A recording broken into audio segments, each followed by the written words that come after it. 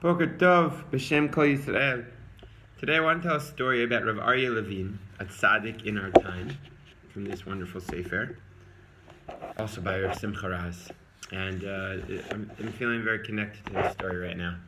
So, in the middle of the Yom Kippur War, Rav Aryeh Levine was doing his avoda, which was to go to the Shaarei Tzedek hospital and visit. He did his weekly rounds and visit the sick people, the lonely people, and give them some love, give them some empathy.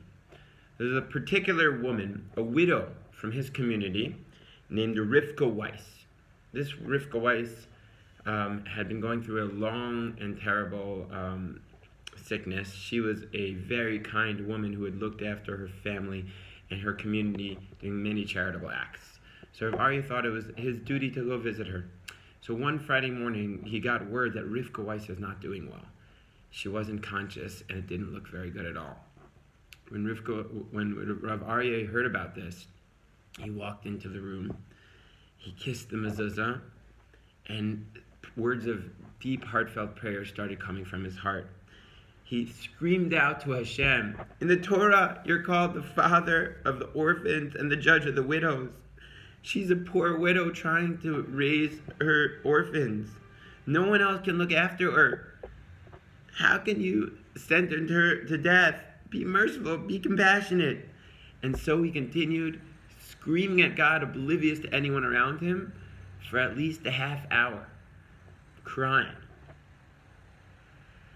Eventually, he had to leave, and about a half hour went by, and this woman, who had been unconscious, suddenly woke up and asked for some water, asked for some food, and began her journey to a slow recovery.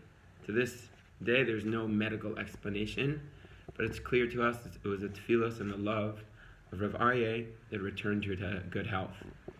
Just a postscript, so right now, the reason I'm feeling this story is because there's an amazing man in our community, in the Rova, named Yisrael, and he's been in the hospital.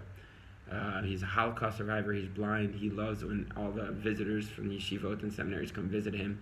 And there's an amazing group of men and women who are visiting him. Every day we have a WhatsApp group, different people coming and visiting him and davening for him.